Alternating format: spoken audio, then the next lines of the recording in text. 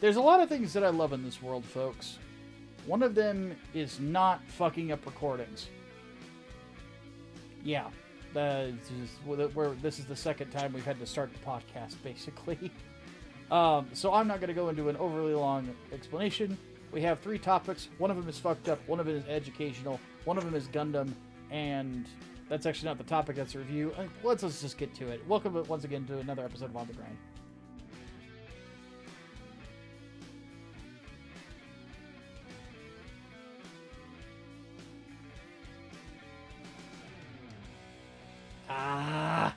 Alright, folks. So, for our review this week, Xavier has went to the movie theater. He had to go out among people, and he has watched Gundam Gquuuux, the beginning. Real quick before he gets started, this is effectively an alternate universe telling of the 1 Year War in Gundam.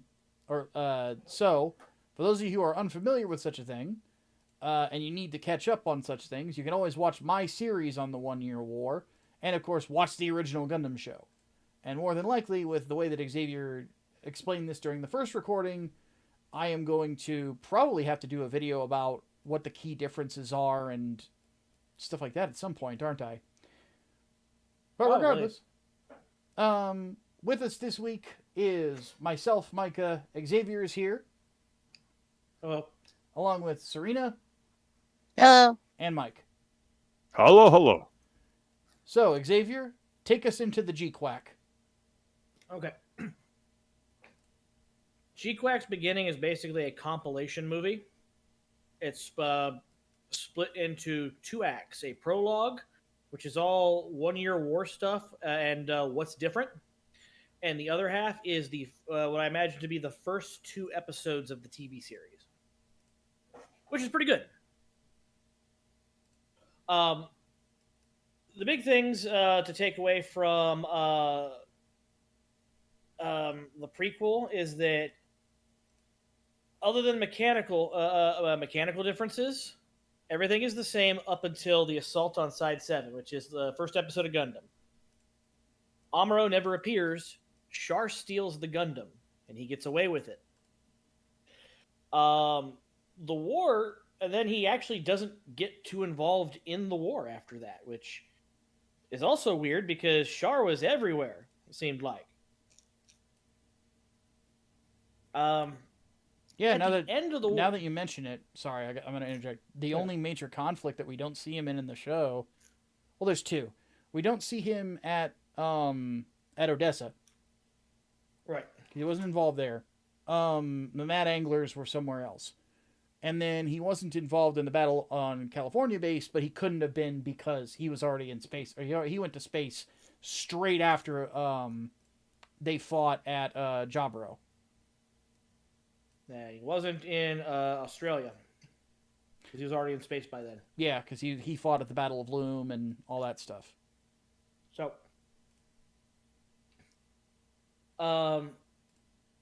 Earth beats Zeon off the Earth, so things are kind of flowing back like normal, and they managed to successfully take Solomon. So the only difference is the GM is very different. It's kind of like it's a GM cannon.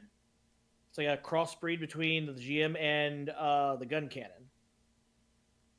But it's not behaving as good as the GMs in the original show because those were refined based on data gathered by the Gundam, which Char stole, so they don't have anymore. They don't have any of that data. It's all being generated by the Federation's new ace pilot that's leading the way, Salem Ass, who happens to be Char's sister. Amuro is nowhere to be found.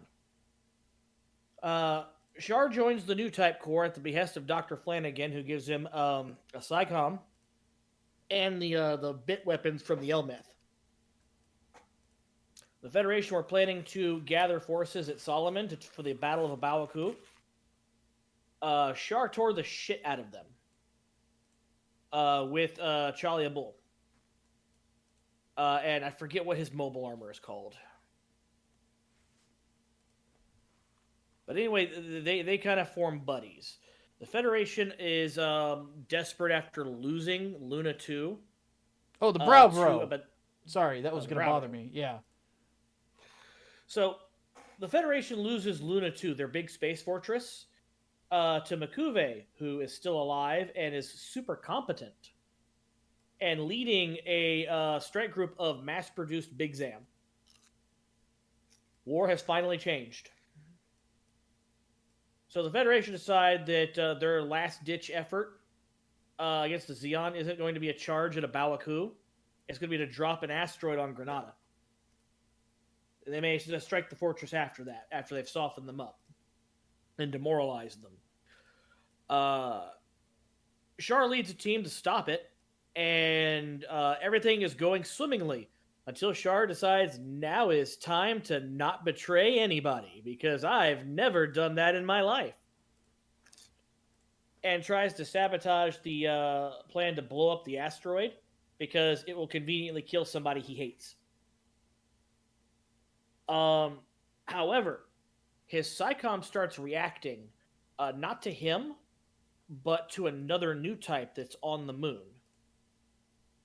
And they mention this. They mention this new type not by a name, but by some kind of nickname, like the Rose of something. And there's just a big bright red light. Half of the asteroid is gone, but it misses the city and goes into a new parking orbit around the moon. And Char and his Gundam completely vanish.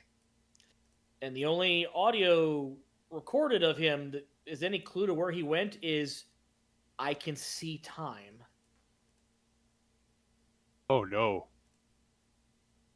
Having lost both their space forces, the Federation pushes for a peace treaty with Zeon.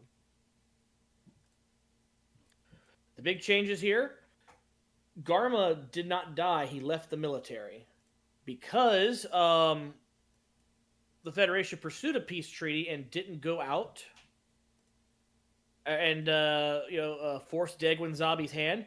Degwin Zabi is presumed to be alive. Dozel Zabi still died at the Battle of Solomon.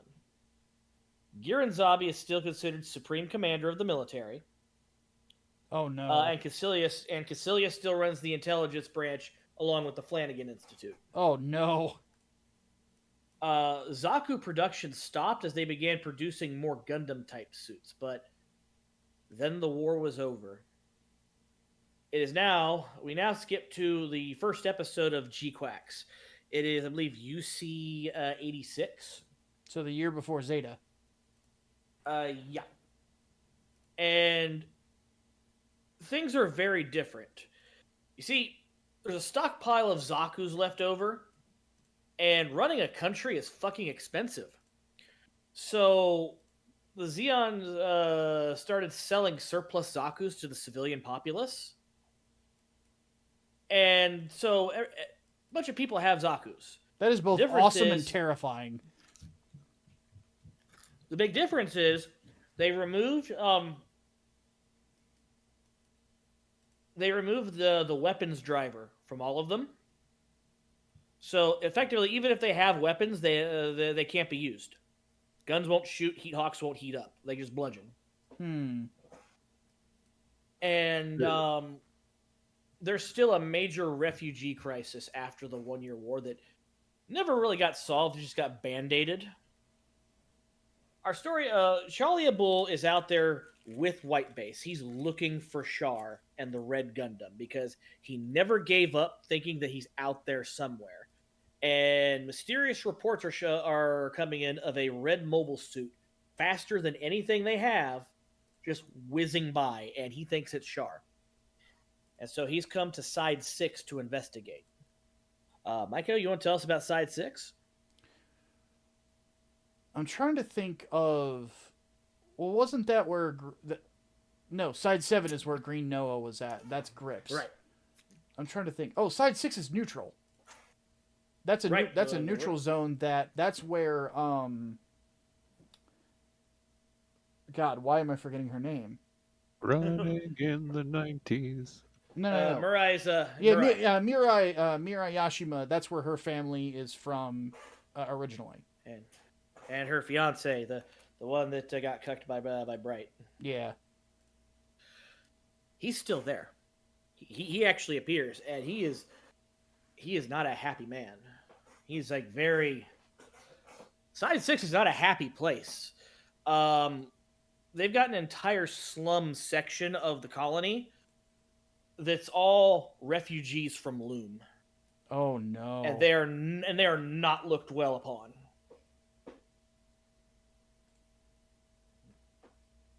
Charlie Bull basically comments that, Zeon isn't exactly swimming in money. It turns out running a fucking country is hard. And Garen probably blew a bunch of the budget anyway because he sucked with money. Right. All Degwin really cared about is we're going to take shit over. Well, now what? Shit, I didn't think we'd get this far. Pretty much. So they're tracking this mobile suit, but there's also rumblings of people getting into underground illegal street fights, so, quote unquote street fights, with mobile suits. It's called clan battle. It's something that the refugees and the citizens are betting on in secret. Basically, what they do is two mobile suits will go out or four, because they'll run in 2-man teams, which is a tactic that was created by Char and Shaliabul. It's kind of now the norm for mobile suit battles is that they operate in pairs of 2. Or they operate in pairs almost exclusively. They explain why that is, and within Gundam, it makes perfect sense. Well, yeah. I mean, a lot of Gundam pilots in most series have a wingman. I mean, Quattro and Camille are a really good example of that. It seems like Shalia was basically doing the exact same thing that Camille does in Zeta. Yeah. Most mobile suit teams in the normal timeline run in 3-man teams, but it's the same concept. Because of Minovsky particles, you can't use computers to identify objects, especially how fast a mobile suit goes. Yeah. You basically only have it in visual range for a fraction of a second, and that's when it reveals itself to attack. Okay? So you have that much time to react to it, and then you're kind of out of the way because now they have to turn around. They've lost visual on you until you attack. By having a backup person there, the front man only has to worry about evading or defending, and then the wingman focuses on attacking or intercepting the attacker. Like, in terms of Gundam, it makes perfect sense. Yeah, it's not out of place at all. But they've turned this into a sport now. The goal is to finish the fight before the military police of Side 6 show up to break everything up and arrest everyone. Because this is highly illegal. And they have their own tricked out Zaku variant. And they are assholes. Charlie Bull is out there looking for Char. And they have the Gquax with them, which is an experimental mobile suit with a PSICOM. Because PSICOM technology, after the Char PSICOM exploded in that big psycho wave, nobody wants to touch it anymore. Everyone is too scared to touch it. But, Dr. Flanagan is like, progress has to be made. So we have a PSICOM, but it's up to the pilot to actually get it to respond. So it won't just respond to anybody. It's looking for will only respond to its pilot once they synchronize to the PSICOM, and of course it's treated as it's not just going to do it for just anybody. So the new type they have there, who's supposed to be like the best new type they have from the lab, he can't do it because he sucks. Is his name Jared Mesa? No. Damn. No. This guy is actually too nice to be that guy. He's actually like seems like a decent fellow. He kind of reminds me of the dude from 00 Patrick Colasauer. Oh. But what if that guy was just a bit more normal? Okay. Like, you're the best, damn right, gets jobbed right away. What the fuck? I'm doing my best out here. So, our main character, let me look up her name. It's like Amate.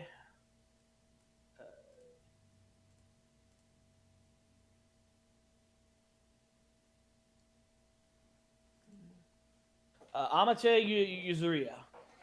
She is our main character. She is a redhead. She kind of fills the void left by Camille. Like, she's very Camille-ish, but instead of being, an autist who is just angry because he has a very masculine name in only certain parts of the world,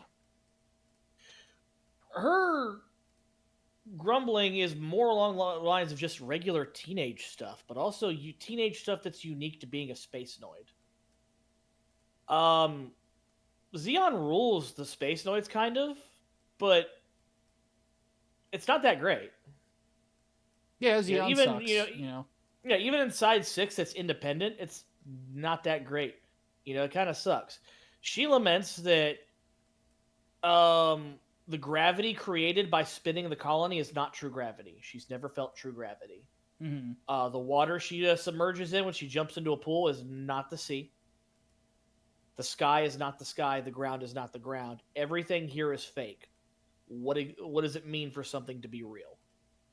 So this is like typical, shower thoughts of, a teen that's like really trying to find themselves and doesn't even really know where to begin, which is understandable. Apparently she's a decent student. She just goes to a regular school. Her mom sends her to a cram school on the other side of the colony. Because all her friends are going to a cram school. She thought it'd be good that she'd still be able to spend more time with her friends that way while still studying. And she's lamenting that because of the train I have to take to get there, it's kind of a waste of money. Well, while she's in there, she gets bumped into by another character. God, let me find her name. She's the dark-haired character. With the long dark hair that seems to be the same age. What is her name? Nian. She is a courier. And she's being chased by the local police. She bumps into Amate and breaks her phone. Amate is super fucking pissed off about it and chases her down. And to make her pay for it. And in the tussle of them bumping into each other, she took her package and found out that it's actually a weapons driver for a mobile suit. Oh. Okay. So you're not supposed to be able to get these. Also, all civilian-owned mobile suits are disarmed. At least they But should if be. you can find it, you can rearm it. And so what happened is that Nian has been hired by some local street toughs who have a Zaku that are wanting to make it big in clan battle. And their big plan is they're going to arm their Zaku with a weapons driver so it can actually use its heat hawk, because there's no rule saying you can't use it in clan battle, because, again, underground street fights. Who are they going to call? The cops? Exactly. Yeah. This dude just fucking threw a fireball at you, from across the room and murdered your friend? Well, what do you want me to do about it? It's almost Bro, like just you get should a fight few about it or points. something. During this time, the Red Gundam appears, and they send the Gquax out there to go and find it. Eventually, they fight it, and they crash into the colony and start doing fights there. This causes Amate to wind up mixed up with Nian and those the local street toughs while this fight is going on. The military police to show up to break it up. The Gquax manages to get away. So does the Red Gundam. Nobody knows where it went. The military police think that these mobile suits are hiding in the nearby buildings, which are all illegal structures constructed by refugees anyway, so they start tearing the roofs off of shit looking for it. So Amate and one of the street toughs get the bright idea to hop in the Zaku and arm it so they could do something about the military police because they're tearing up this place. That's when we learn that the mono eye for the Zaku actually changes color whether it's armed or not. When it's disarmed, it's blue. Oh, okay. So when she shoves the weapons driver into it and it immediately starts up, the mono eye changes red, and the military police know exactly what's going on right away. Quick question: do they use the old school Zaku noise when it does it? Mm-hmm. Oh, hell yeah! Yeah. So turns out the Street Tough and Amate are not the best mobile suit pilots, and they're getting their shit pushed in by the military police. Our new type fellow who piloted the Gquax. What's his name?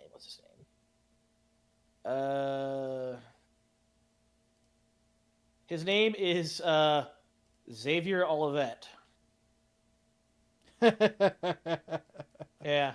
Do you feel recognized, Xavier? I definitely feel attacked, but I also recognize that, yeah, if you gave me a psycho machine like the Gquax, that's exactly what would happen. I would eat shit. Because I am not a new type. Your soul is bound by gravity. Yeah, that's why I chose the super robot path. Robot boy, Mega Man. It turns out the Gquax escaped into the underground maintenance tunnels in the colony, which are all big enough for a mobile suit to just stroll through, unbothered. They're just fucking that wide. Well, I mean, if they're fighting with these fucking things, right? So it makes sense to make the infrastructure fit them. So the Zaku crashes in along with the military police, who find the Gquax because it stopped moving. The pilot can't get it operating anymore, and he doesn't understand why. So now he's got his hands up because he's not supposed to be there. They've busted him. And Amate suddenly gets this weird idea because something is speaking to her and she doesn't understand what. She gets a new type flash. And she hops out of the Zaku cockpit, runs down its arm, and jumps and lands on the Gquax and goes into its cockpit with a Haro that she found. It's not hers. It belongs to the Street Toughs. And the Gquax just wakes up. And the cockpit immediately reconfigures itself, almost like it's got an NTD from Unicorn. Interesting. And the Psycom immediately syncs to her. She's able to pretty much beat the military cops and get away. And but they're still alive. But they have successfully arrested our Xeon pilot, who now has nowhere to go. So they lost the Zaku, they lost the weapons drive, but they have this new psycho machine. They don't know what it is. The Street Toughs start trying to analyze it with Haro's help, and they find out that Gquax is actually like GQ and then a bunch of asterisks as a placeholder because it's supposed to have an actual name at some point. This is just like, a filler designation. But eventually they stop poking at it because they hit one of those secret squirrel firewalls that let them know that if they keep probing too long while not knowing what they're doing, this thing is going to auto-destruct, so they just decide to leave it alone. Smart.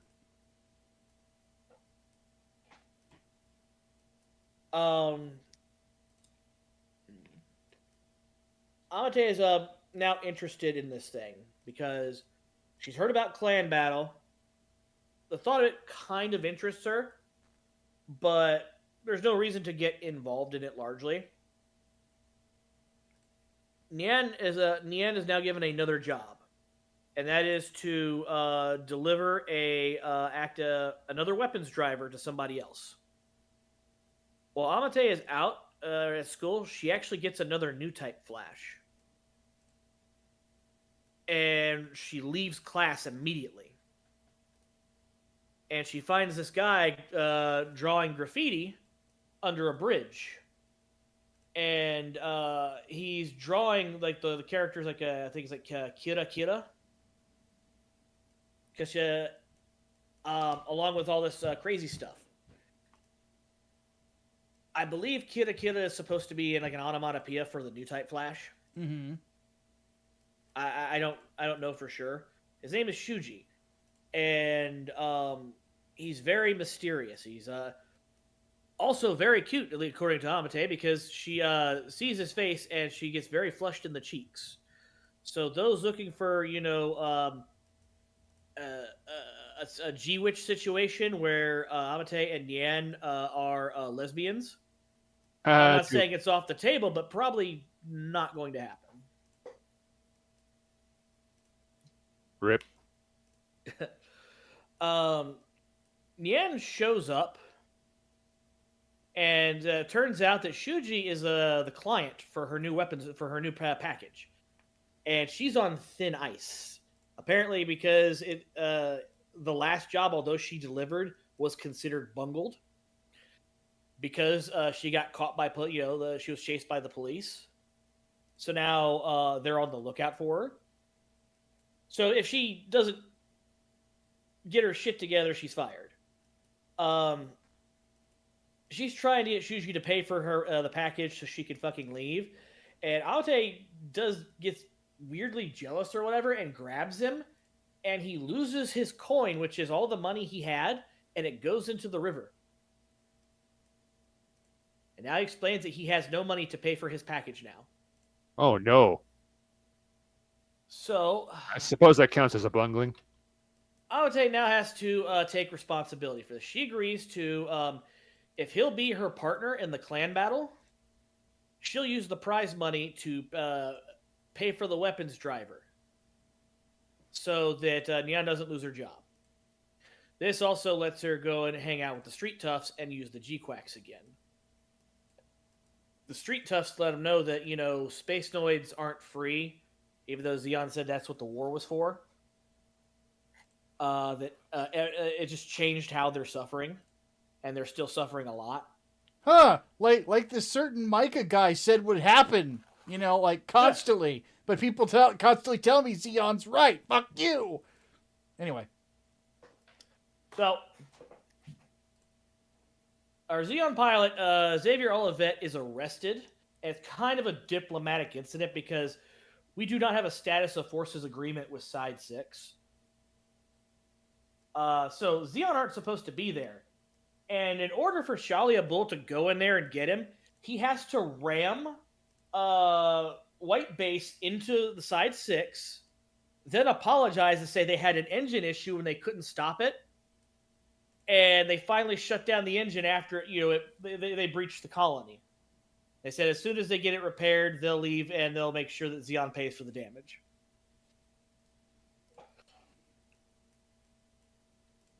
Which, again, makes it a hassle, but it eventually lets them bail their pilot out. Not before his face makes the news, though. He got caught and he wasn't supposed to be there. Yeah. Amate goes out there and she pilots the Gquax, and then the Red Gundam shows up. Because Shuji, as it turns out, his mobile suit is the Red Gundam, which he says talks to him. And he says the Gundam told him he should fight. And they go out there and they have this really, really good fight that's being televised all throughout the colony. And because it's an underground street fight, it's just they got camera drones following them. They're cruising through the shipping lanes. Like, they're actually, as they're fighting, they're moving in between like shuttles that are coming in with like cargo and freight, and avoiding them in the middle of the fights. And it's really, really good. And the Gquax does pull off the win. But it's very clear this thing is like, I would say it's not piloting it as much as it's operating through her. It's not really clear what's happening, but all of a sudden she feels alive. Like, all of her, complaints that she's had about, how fake the world is suddenly changing.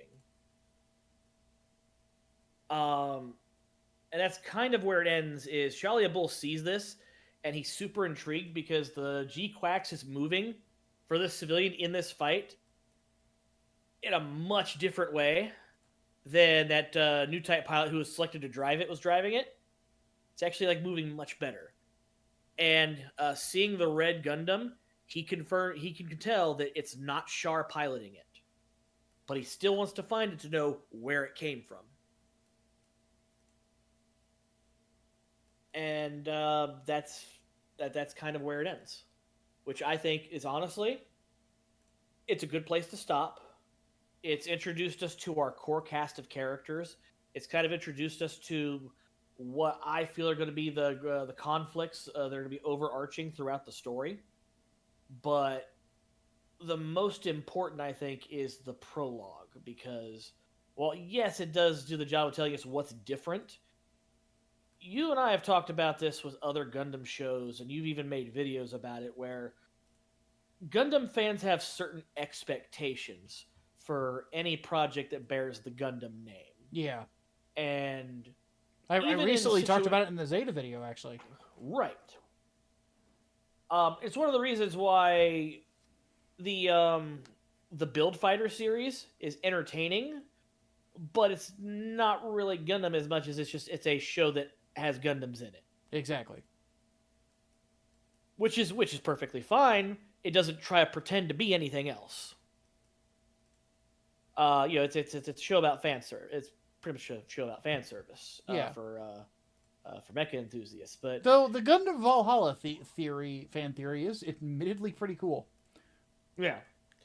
So what the prologue is doing is basically saying the people behind this know what you expect from a Gundam project, and we know how to make a Gundam project. We know how to make what you want. This is literally showing you we know how to give you what you want, but we're going to do something different, and we need you to let us cook. Like, you're going to get what you want, but we're asking you to let us cook, because this is going to be different, but you're going to like it, is what I feel. Yeah, from what you described. Oh, go ahead. I'm sorry. And I think that's super important, because Gquuuux, in the very beginning, I knew just from episode 1, because I didn't see their prologue. As I understand, the prologue kind of did the same thing. It seemed like a completely different series. No, it's Gundam as fuck. Like, it's yeah. It was as dark as IBO. Right. We watched the first episode, and I think we live streamed our reactions, and I made my predictions of where I thought the story was going to go, what I thought was going to happen, and just from the first episode, nothing else. And of course, I was 100% correct on everything I predicted, all the way down to when the war crimes would start. Oh, I love war crimes. Yeah, I love war crimes. But one of the issues with Gquuuux is that they needed time to cook, and somewhere along the way in season 2, something happened, and they pulled a massive ripcord and said, we have to stop. Yeah, they completely stopped cooking, started over from square one for no fucking reason, and then just went in a direction it didn't need to go into. I don't know what happened, but if I had to this is just mere speculation. I think they got some kind of data, and whatever they saw scared the shit out of them that they had to immediately course correct, and they course corrected way too hard. I think they read Twitter, honestly, and I think that was the problem. they thought Twitter translated to actual fan sentiment.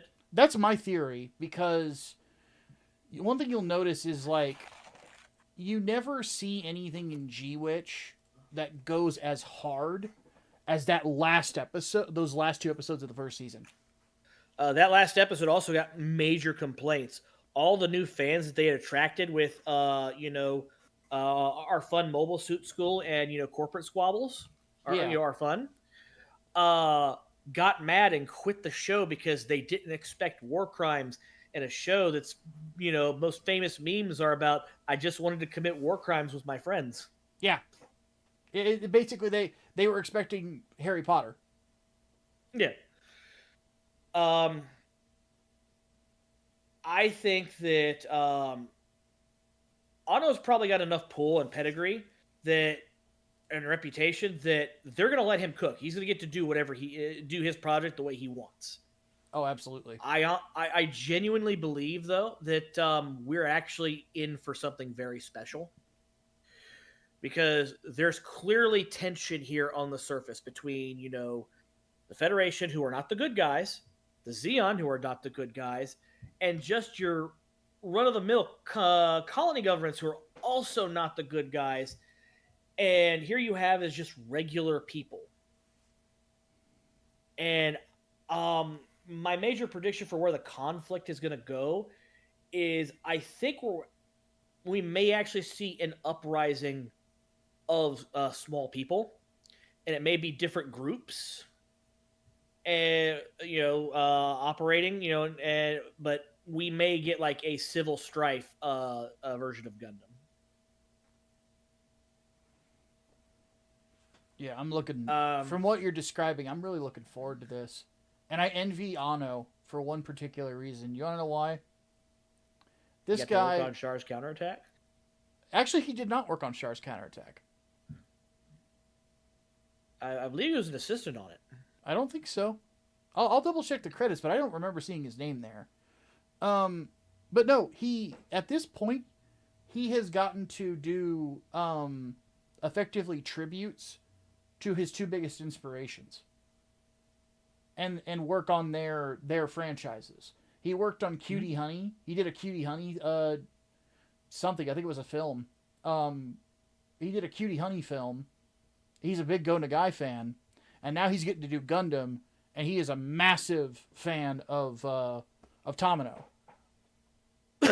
He's also a massive fan of Ultraman and Kamen Rider. Yeah, and he's gotten to do Ultraman. Has he done anything Kamen Rider yet? He did Shin Kamen Rider. Oh, that's right, he did. So that's why you have that really goofy commercial of Shin Godzilla with Shin Ultraman and Eva Unit 1 merging together with Kamen Rider on a bike.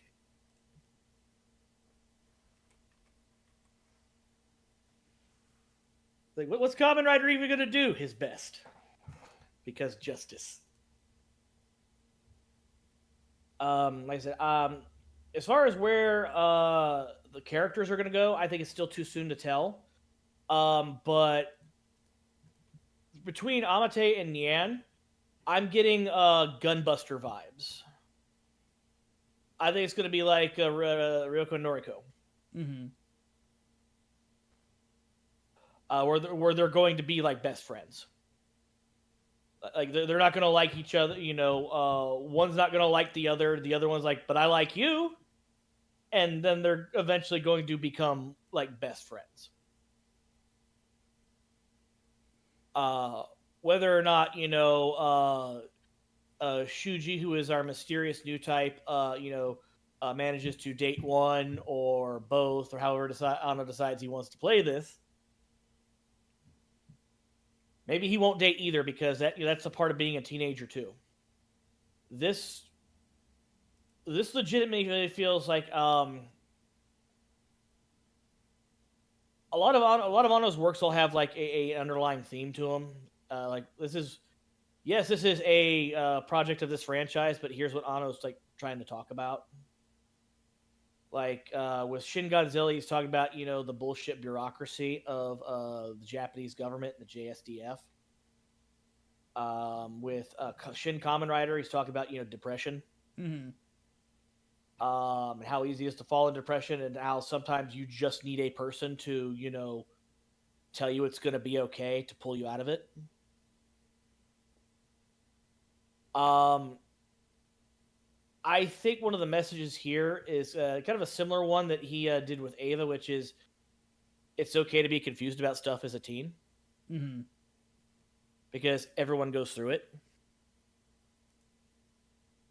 Eventually you're gonna find something you like, and it's gonna change your world. Because that's what happens to Amate in one episode. She goes from not really liking her life because everything around her is fake to she finds something different that's interesting, and it pretty much changes her world. And it may focus more on the Gundam aspect of giving war machines to teenagers. As you should. Yeah. Right, because Ava, explained like you don't want to give a war machine to a teenager, especially when the stakes are the world, Mm-hmm. because that's an obscene amount of pressure.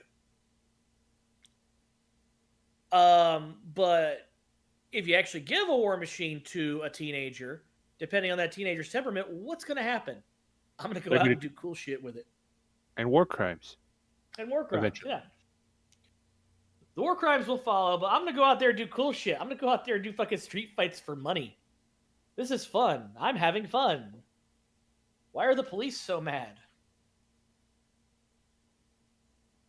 But yeah, like I said, I genuinely feel this is going to be something special, and you're going to want to watch it. Well, just from your description, I do, to say the least. I'm super stoked just from hearing it. Again, not the biggest fan of the mobile suit designs. It's a little, okay. But then again, people who have listened to me talk about it, like my favorite era of mobile suit design is basically early Universal Century and stuff that's inspired by that. So everything from the original Gundam up to Char's Counterattack, I think is like a lot of the best stuff. And then part of the reason I like Wing as much as I do is it takes a lot of inspiration from that time period. I mentioned in my Zeta video like that we wouldn't have the Wing Gundam or Wing Zero if the Zeta wasn't as badass as it was. So, yeah. But regardless, so needless to say, Xavier, you definitely recommend this one? Absolutely. Like I said, the machines look weird largely because they're drawn with human proportions, like proper human proportions. They're all the how to draw manga books I've read. Ones that specify on manga actually explain that if you shorten the thighs and make the bottom of your leg, your shins, like longer, and do the same thing with the arms, this makes them more aesthetically pleasing. So there's certain mecha proportions where that are not properly human. Much boxier chests and torso. They're more tiny heads. They're more stout in build. Yeah, broad in shoulder, shorter torso, kind of buff-looking legs. They're built like Brock Lesnar. Oh. Whereas an Ava unit is built like a marathon is built like who's the Jamaican dude? The runner. Usain Bolt. Yeah, they're built like Usain Bolt. Long, very long, or built like LeBron James. Long in limb, long in torso, kind of lanky is the word I'm looking for. It's a lankier mobile suit. Part of that comes from they're using what's called heroic proportions. Most anime characters, most mecha are like 7 heads tall. Yeah. Because you work with comics, you understand proportions. And typically what's considered heroic proportions is 8 to 10 heads tall. I believe in Japanese manga, you can go as high as 11 to 12 heads. Now that's not everyone. That's within the rules, that's how you wind up with those characters that are very tall and very muscular, and you don't know there's something about them, but they have small heads. A lot of them wound up in like fantasy stories, like Ease or even Rickard of Lodos War. If you broke down Parn, I'm willing to bet he's somewhere between 9 and 10 heads tall. Yep. Regardless, though, I definitely want to check this out. I don't know if I'm gonna get the chance to. That's the unfortunate thing, because the theater in my area actually has it, but man alive. But when does this? It's just I'm so short on cash right now. When does the series proper start on Amazon? No idea. Let's see. Release Next month. Next month, April 8th. So I will be setting my calendar for that. God damn. And it's on a Tuesday. Interesting. It's also got an insert song by Suisse from Hololive. Oh, that's good for her. Now, I'm not sure if it's her song that plays during that last battle. I'm pretty sure it is, because it sounds like her voice, but it might also be the show's intro, which I haven't heard yet. Once I go back, I'll be able to know sure, but when that song starts playing in the middle of the fight, that fight is fire. Cool. Well, I guess I'm gonna just have to wait, a couple of weeks to get to watch it, which is fine. But I have to say, again, I'm not super big on the art style, but if the story cooks, then the story cooks, and that's that. At the end of the day, I can get past an art style I'm not super big on if the story is cooking. So, all right. Well, let's go ahead and get into this week's topics. We had a pretty good discussion on that. Now for something that Serena brought to our attention. And what the fuck? Let me read this. 3 piglets, which were being allowed to starve as part of a controversial art exhibition in Denmark that had drawn international attention, have been stolen, the artist said on Wednesday. Chilean-born Marco Evaristi said he had been aiming to raise awareness of the suffering caused by mass meat production with his art installation that opened last week in Copenhagen. The piglets were being denied food and water and would have been allowed to starve to death. Keep in mind, the piglets were stolen by a little girl. And I hope they've been fed. No one helped these 3 animals except a child. Who begged her father to be like, you can't let them do this. And she was correct. Now, that same fucking artist put a bunch of goldfish in blenders and invited people to turn them on. And it should be telling that the only people that did was a fucking journalist. So, I don't know. Apparently sociopaths can turn their interest into art. They're really fucked up interests. Because keep in mind, a key symptom of sociopathy is harming animals. Mm-hmm.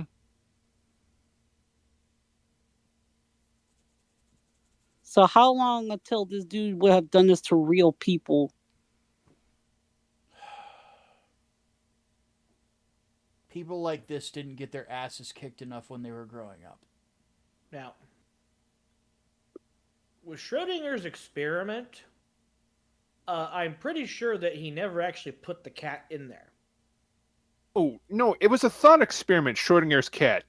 Because he was trying to demonstrate that the idea is fucking stupid. But unfortunately for him, fucking like physicists at the time were like, "Yo, that's perfect," because well, it's a stupid fucking on its face, it's a stupid fucking idea, because you're dealing with the concept that a particle changes depending on whether or not you can perceive it, and that's really hard to explain at the macro level. And so he was trying to demonstrate how stupid the idea is by using the cat in the box with that randomly dies between like 1 second and like 1 hour of closing a box with a gas bomb or some kind of something that would kill it within that 1 hour. And that uncertainty is what causes like quantum physics to occur, like, which is demonstrated by like, but we're wandering into the weeds. Yeah. It's I'm just going to say this right now. I hate when people abuse animals. I really do. And here's something that I'm going to say. If you want to protest the way that animals are treated in farms, this ain't it, homie. This ain't it. Because I will say this, as someone who has been on farms and, you know, worked with animals and stuff like that. And I'm also very much a carnivore. I'm of the opinion that the animals should be raised in comfort. And when the time comes to harvest, it's quick and clean. So they don't feel it. Circle of life, baby. Circle of life. Because the fact of the matter is that this is... People, vegans are going to hate me for saying this. Suck my dick.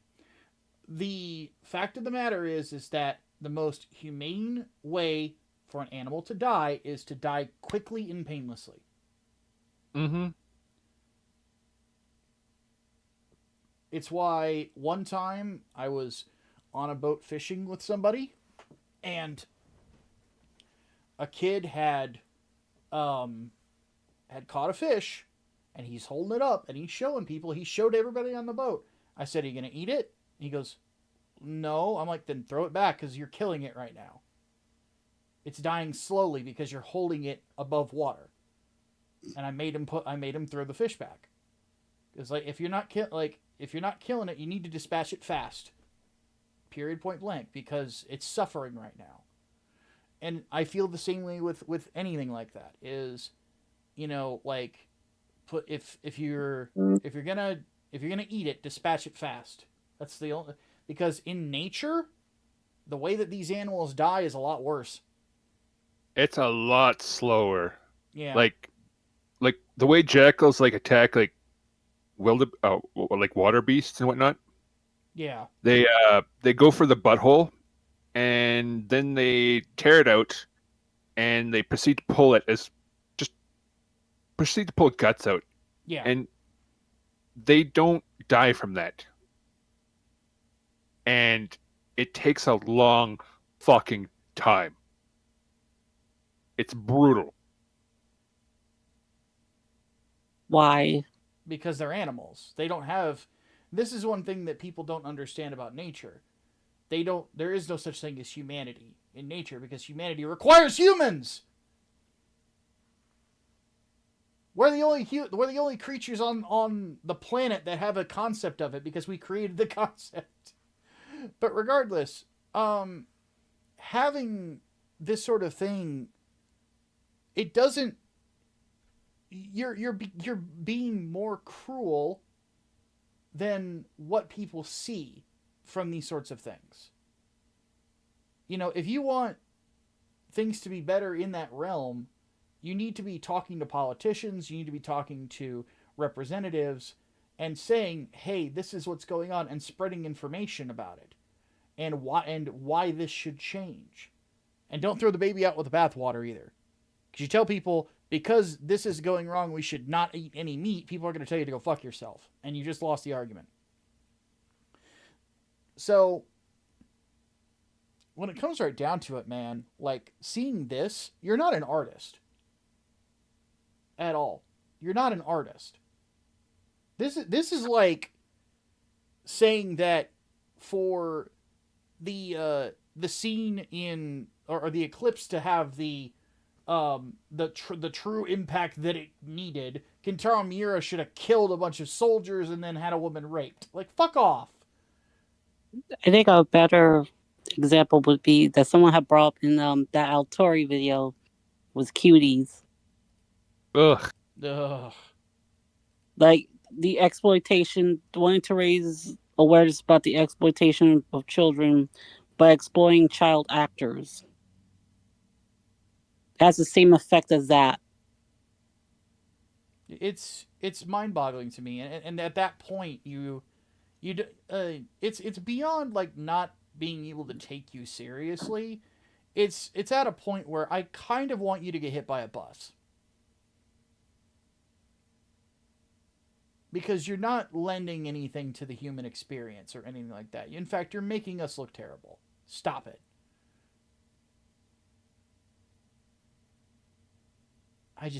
God damn. So, hopefully, law enforcement gets involved here and arrests this guy and like penalizes him for this, because it's animal abuse. There's no other way to look at it.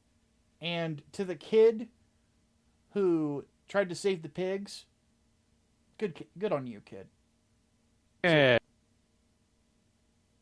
This raises a problem with modern art. Modern art doesn't really mean anything except what you want it to mean. I hate that so much, but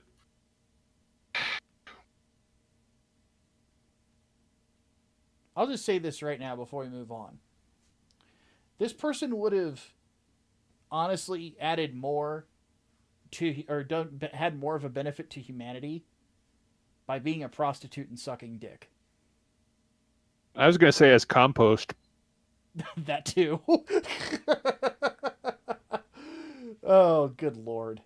All right, next topic. Mm.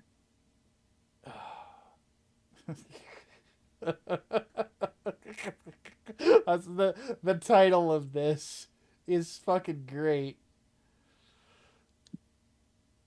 Just the title, mind you. Just the title. So for those of you at playing the home game, the title says of an article that came out is Disco Elysium is being reimagined, quote unquote, for mobile devices, and this is the great one, to captivate the TikTok user.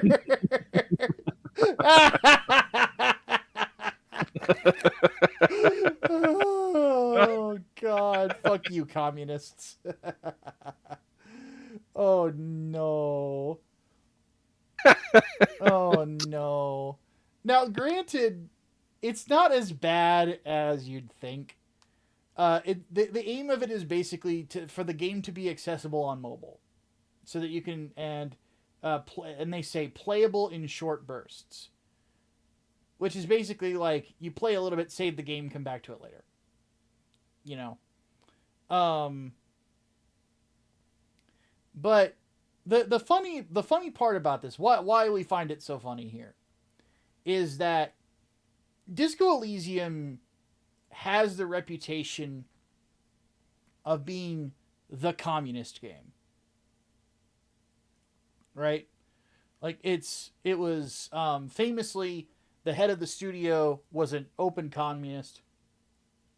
When they got an award at the Game Awards, one of the commies that worked on the game thanked Karl Marx for it, which is kind of ironic because there's not a single policy that Marx had that would allow this game to even exist. You know, so on and so forth. And like it's basically like put out as the pro-communism game. Now, people who have actually played the game will tell you it's not really pro-communism. There's some parts about it that kind of fluff communism, but there's also parts of it that are very critical of it. There's literally a point where like you get criticized for being a smelly commie. Yeah, and there's a small cult of communists in the game that if you interact with them, they start like ruining each other by purity spiraling, and they literally worship a failed, like the concept of failure. That's, I don't know how on point that is, but it's pretty fucking on point. Yeah, that, and they also believe, I forget what the name of it is, but they effectively believe in what is the power of the belief, a power of belief. That if you believe hard enough and enough people believe hard enough, then something will come to pass. And if something doesn't come to pass, you're just not communisting hard enough. Wait, are you saying that communism is believing in Gork and Mork? Kind of, yeah. So, but basically, it's like they a big part of it is they call crop rotation a capitalist imagining, which it's not a capitalist imagining. It's actually something that you want to do, and it's scientifically proven to work. Look, just grow red crops. The red crops grow the fastest. Yeah, exactly. Well, and that brings up another one. When China said that red is the color of progress, and red should mean go everywhere. And what they got was a month full of traffic accidents until they changed it back. Because communists are not smart people. God, Chairman Mao, he did so many fucking stupid ideas. Like, he mandated that literally every worker should also be a steel worker, a farmer, and some other stuff. So he would give quotas for steel and farm and food, and he would tell the farmers how to grow their own food. Like, just grow them like 2 plants to the same spot. Communism will allow them to grow faster. Now, when you have a bunch of humans together, and you put like deadlines on and say you will turn in this much of something, but you have no oversight. I don't care where you get it, you will simply turn in this much of something. What do you think happens? So what he also mandated is that all these fucking workers, these farm workers who are now also metal workers, they had to produce like iron ore for the Republic. So what would they do? They'd grab every piece of metal in the that they could find, they'd melt it down, and then they'd send in slag to the local like communists, and then it would get used in like building projects, and proceed to be built up and cause giant collapses in which like thousands and hundreds of people fucking died, like from. And then Can I ask a question? Mm-hmm. Why do people believe in this asinine ideology? Because they're dumb. Let's not go that much further into communists. I feel like we've done enough before we get too political. The communists are stupid. That's the basic thing. And the idea is that, Disco Elysium criticizes that and some of the stupid beliefs that communists have. A lot of people believe that the reason for this is there was a documentary done by a channel called People Make Games that basically outlined the fact that the head of this was literally the lazy commie college student stereotype who couldn't run a fucking studio, and lo and behold, they ran out of money and they got sold. So at this point, the irony of it is that it is being effectively mass monetized by a very capitalistic company that just want to make money off of it. Effectively destroying the hopes of all the communists that have never actually played the game, but they hold it in high regard because it's just got the reputation of the communist game. So this to me, I find it so funny. The irony is fucking wonderful. And I loved playing the game. It's the longest political spectrum test you can ever take, and it's fantastic. And then there's a giant bug at the end. Yeah, you get stick bugged. I got stick bugged. What? Thanks to Kim, everyone believed me when I got stick bugged. Yeah. That's literally one of the endings. Is there's a giant stick bug cryptid, and it's responsible for everything, and it didn't even realize it because it's a good boy. Dude, this game is fucking nuts. It is. That's the great part of it. Is that outside of the communist bullshit, it's actually a really well written, very well realized vision of a video game that's effectively a detective simulator. In fact, it's probably the best detective oriented game that we've had since Condemned 1 and 2. High praise, and it's fantastic because you wander around and you be an annoying cop to literally everybody. Or you don't be an annoying cop. Sometimes you just go wander off into the weeds a little bit and you run a fucking like illegal fucking disco for a bunch of teenagers and accidentally summon an elder god. That sort of shit. It's fucking bonkers. And I love it. But you can only like really play it once, I found. Yeah, it's sort of like unless you just want to test out some of the other things that you can put your stats into to just see what happens. There's not really a whole lot of replayability to it, from what I've heard. But the other thing that I've heard is that if you spec out in some of the weird ass stuff, you get fucking wild turns in the story. So, and then your personality gets really, really too dominant, and it gets really fucking mean about it. Yeah. And then, so like,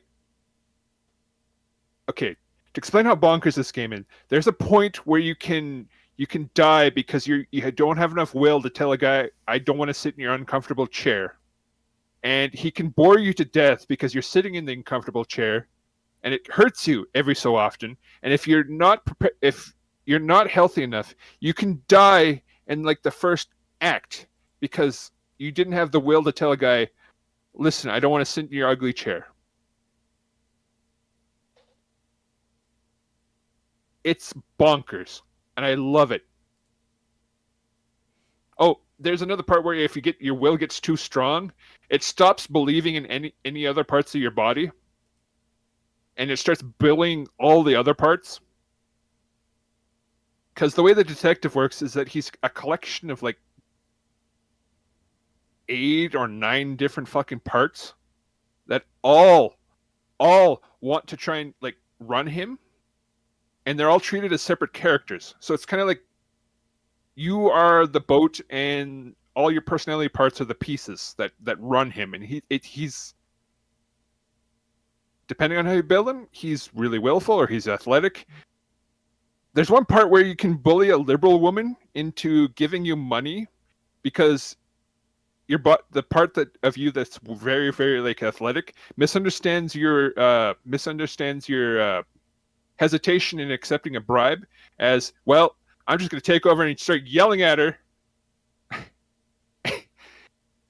And there's so many weird things that just happen. And it all depends on how you build out. Yeah, I love it. I can't give enough praise. Especially because it shits on commies so much. Oh yeah. So when it comes right down to it, folks, like I like the shameless selling of this video game to me is just hilarious. It pisses so many people off, and I'm here for it. I'm absolutely here for it. So, and then for our final one, I'm sorry, folks, for those who are listening. We are kind of rushing through these topics. It's largely because I just wanted to let Xavier cook on Gquax because, when it comes right down to it, for those who don't know, Xavier is big part of the reason why I did the 1 Year War series, and he kind of helped me get back into Gundam. In fact, I used the story of like when that one night during the pandemic when we were watching 0083. That's when you convinced me to watch Zeta. So yeah, I remember that. So let's go ahead and get into the final topic. I blame Serena for this, just so you all know. How dare you? This is all her fault. Yeah. No. So for anybody who didn't want to hear this rant, you know who to blame. Take your lumps. Yep. So Serena sent this tweet to us. It is Can't believe you sent tweet. Damn you. Shameful display.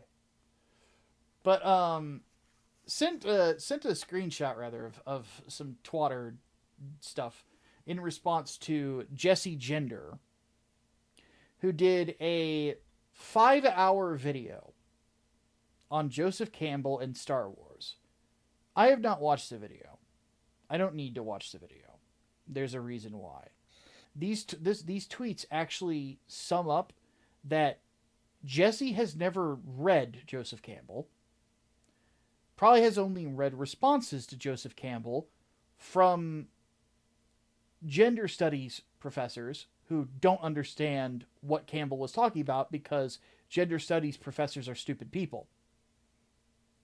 And yes, I will stand by that statement from now until the end of time. Well, for as much as they purport to understand how people think and act, they don't really know much about how people really think and act. Basically. So, this twatter user says, the critique is that Campbell's monomyth isn't just a storytelling framework. Yes, it is. It is a tool of cultural dominance.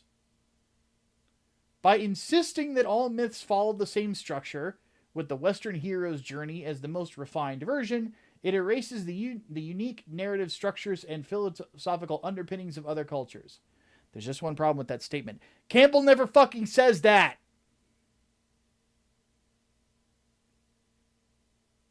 Like, ever. This is why... Lolly brought this up. I thought it was a really good summing up of Breadtubers in general. Is that Breadtubers, they say a lot of things that they think sounds intelligent, and the way they phrase things to a layman might sound intelligent. To those of us who are not laymen on this particular topic and other topics that they talk about, you realize that these people are idiots. They are. They're just dumb. They are dumb people who say dumb things. None of them, honestly, are smarter than Hassan Piker. And at the very least with Hassan Piker, you know he's dumb because he sounds dumb. It's just these people have found a way to sound smarter than they are. Which, really, if you know a little bit about the English language, that's actually not hard to do. You just use words that have more syllables in them. And you learn a certain sentence structure that I would call more esoteric. That sentence alone is an example of what I mean. You know. So, for those who don't know, Joseph Campbell's Hero with 1,000 Faces is a theory. And the theory is based on an observation. The basic idea is that many mythological narratives from all separate cultures share an idea, a basic sort of a framework, a foundation, if you will. There I go again, sounding smarter than I am. See, I can do it too.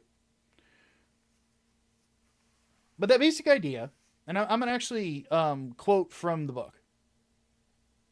A hero ventures forth from the world of common day into a region of supernatural wonder. Fabulous forces are there encountered, and a decisive victory is won. The hero comes back from this mysterious adventure with the power to bestow boons on his fellow man. That's the monomyth. That's it. It's an observation.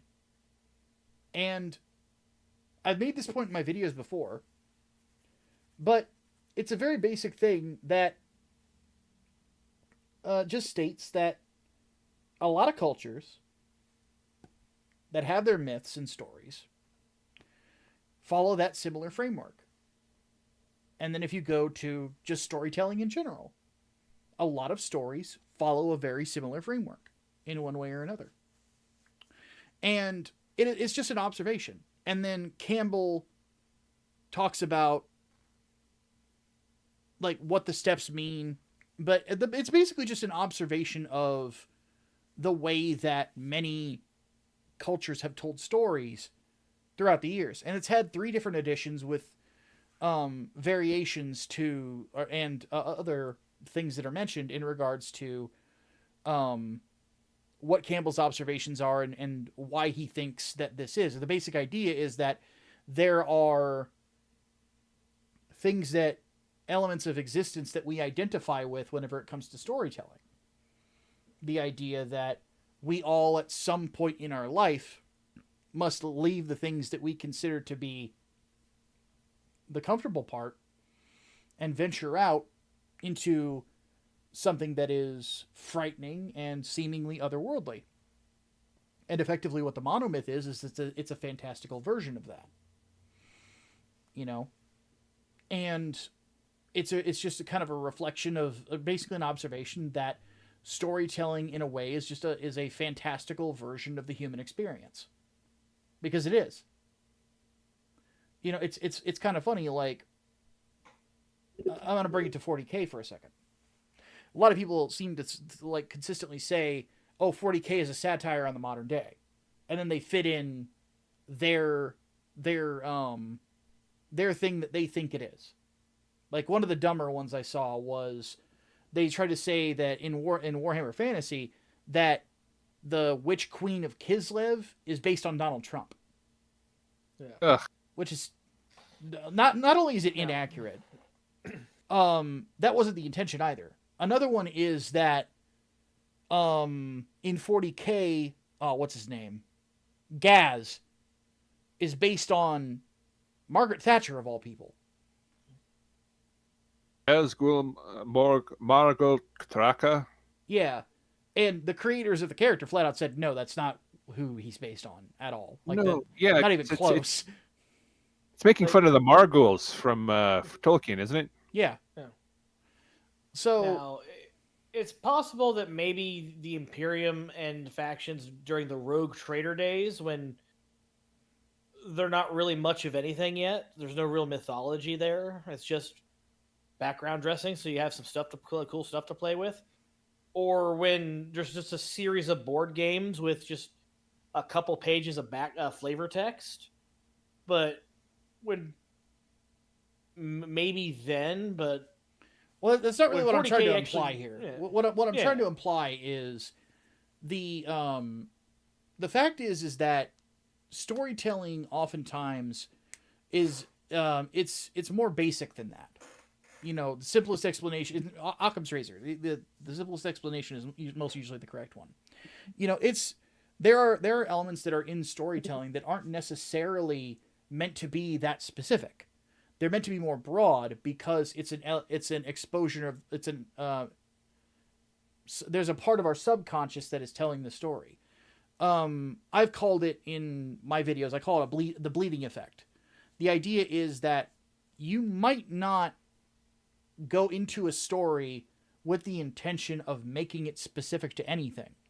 You just want to tell a cool story and it's got this element and this thing happens. But the problem is that your subconscious never turns off.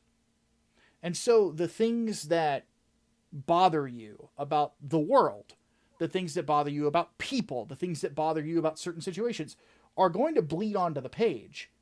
And that effectively, that is how that it influences your work. You know, and it's true of, in my opinion, every artist. And a lot of the reason that I put it out that way is because I've read Campbell.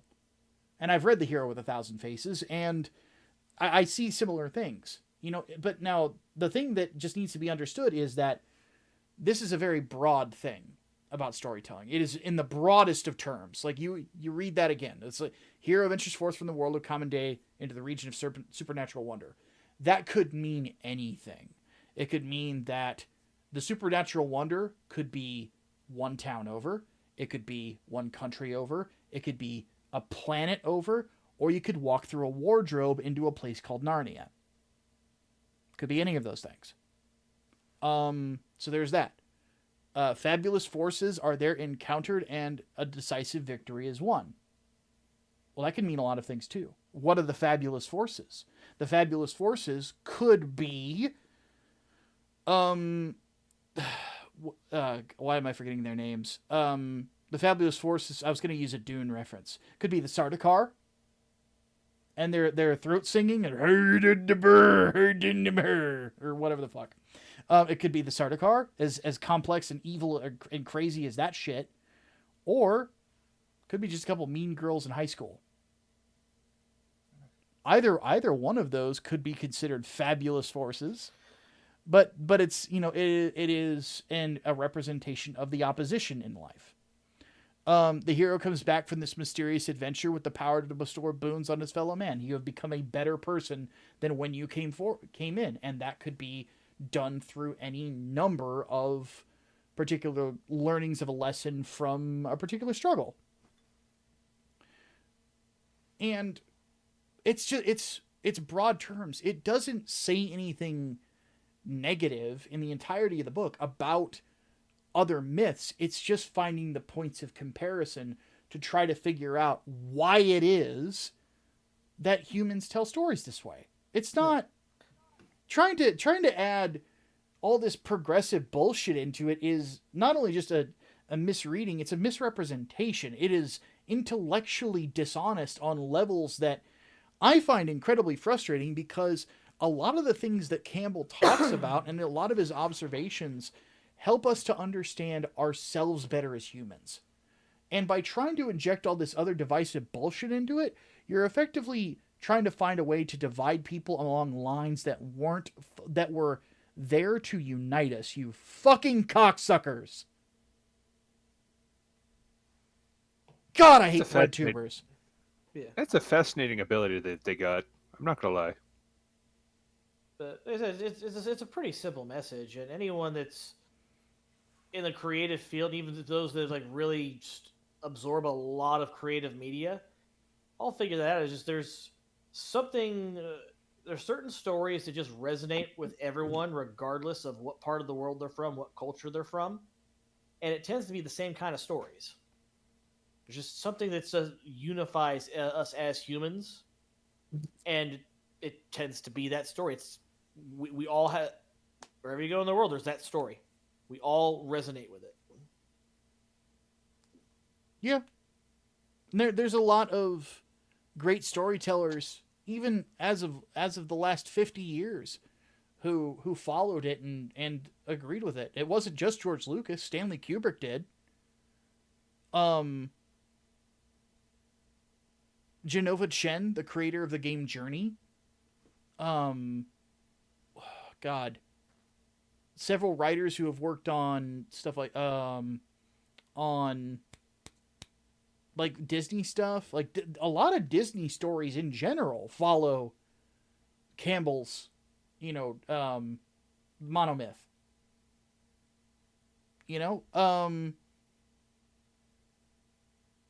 Apparently Richard Adams, the creator of Watership Down, pulled a lot from it.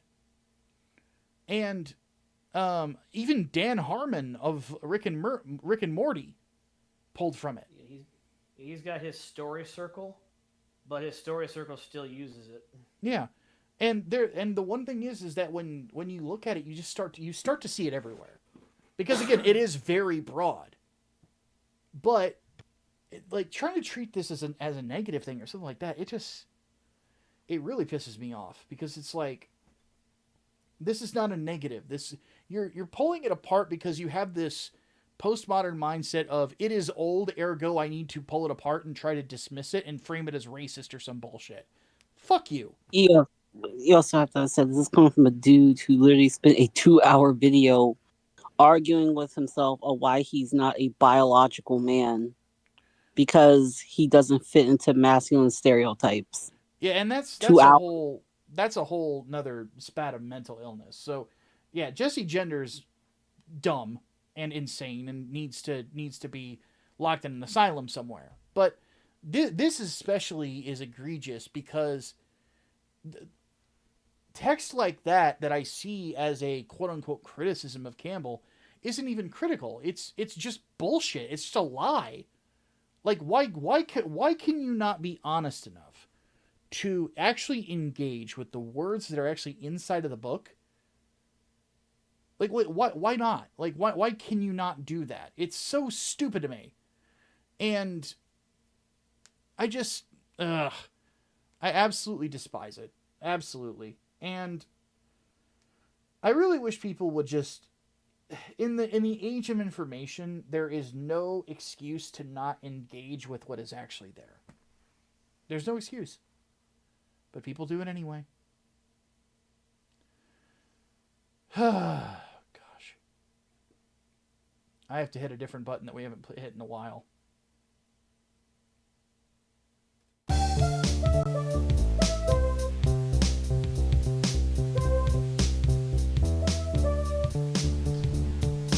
I screaming inside my head. Oh no. Oh boy. Just At least we had Gundam this week. a lot of Gundam. Yeah. Yeah, boy. Well, folks, I want to thank everybody for once again tuning in to another episode of On the Grind. The episode's so nice we had to record it twice. And goes without saying, I need to go find a way to watch the Gquax now. I must make this happen. And on top of that, we will return next week, provided something catastrophic does not happen.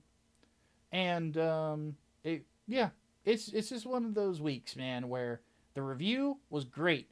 Man, the news was depressing as fuck. So, for those of you out there, at least I hope that you were entertained by our discussions this week and my ranting at the end there. And we will see you next week. But in the meantime, if you enjoyed the show, never forget to leave feedback on whatever platform you are watching this on. We actually are starting to get a little growth on YouTube. We actually cracked the 100 subscriber mark of the podcast. So thank you for that. We need to keep growing, though. So don't forget to share this around as well. Let people know that it's going on. We appreciate all you guys for stopping by and listening to us. So we will see you guys next time on another episode of On the Grind. Frick.